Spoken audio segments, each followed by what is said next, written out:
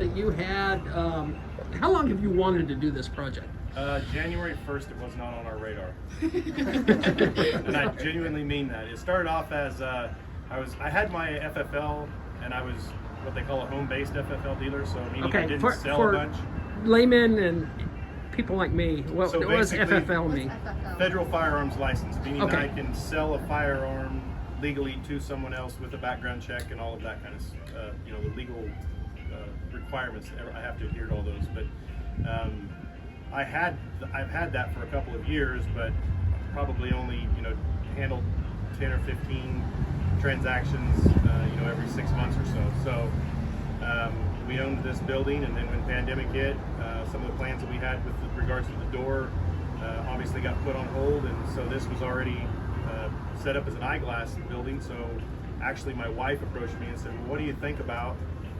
And I said, well, when I got my FFL license to start with, you told me that I had to promise you that I wouldn't have some harebrained idea that I would start a gun shop.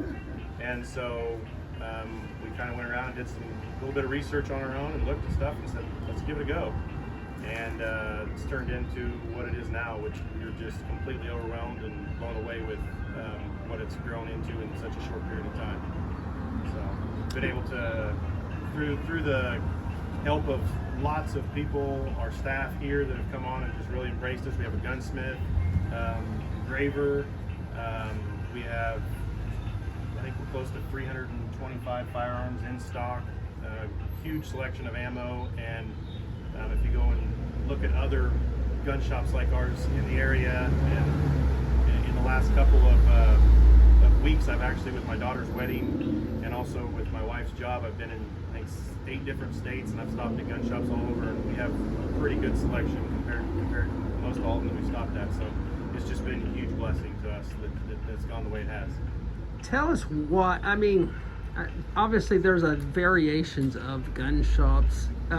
What makes your gun shop unique? I mean, is there a certain brand that you focus on? I wouldn't say we necessarily focus on any certain brand. Obviously, one of the things that makes us unique is that we're in a downtown building.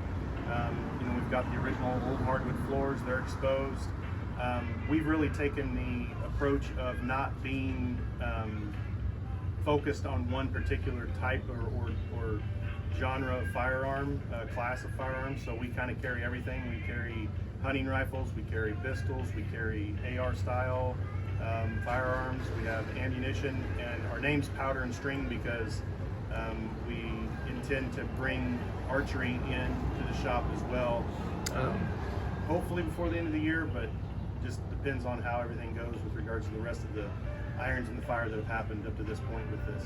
Yeah, that was my next question. How did you come up with your name? Powder and String, I actually did not come up with it. My middle daughter's boyfriend said, well, what do you think about this name? And we were just like, hey, that sounds great.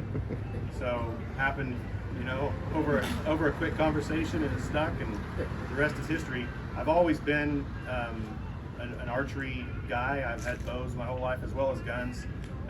But for the most part, when I, deer hunt, it's always been with bows. So that's more what originally I wanted to. I always said, well, maybe one of these days I'll have an archery shop, and then this happened. So it's just a natural fit to put the two together. So we definitely have intentions of expanding into archery in the near future. Will you be able to do that before the archery season, or? Possibly. The archery is just as big, if not bigger, of a undertaking than the firearms are, as crazy as that may seem. All right. Yep. Can you introduce all three of you? This is Mike, this is our gunsmith, and this is Scott, and he's one of our staff members here that's really jumped in and helped out a ton. And this is Brian down here, and he's our engraver. Does an awesome job. He also does spurs and buckles, builds them from scratch, and he's extremely talented. If you go to our Facebook page, you can see some of his work, and it's definitely top notch. And he does firearms, but also knives and buckles, and you name it, he can engrave on it. Water, he hasn't quite figured out how to engrave on water yet, but he's working on it. It's easier in the winter. Yeah.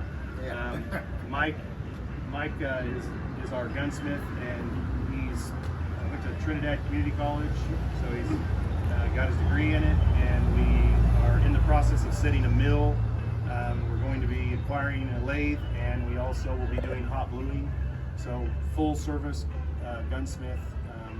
You'll be able to bring, and he's very busy right now. I mean, he's getting guns, a gun or 2 or 5 a day.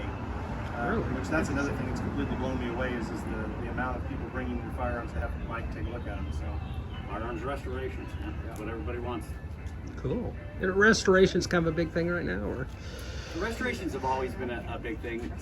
A lot of it is the nostalgia. Somebody inherits grandpa's gun, you know, or they grew up shooting one particular firearm that's been in the family.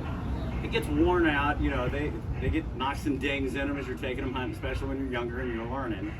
By the time you get a little older, you know, you start looking back at it, it's pretty beat up.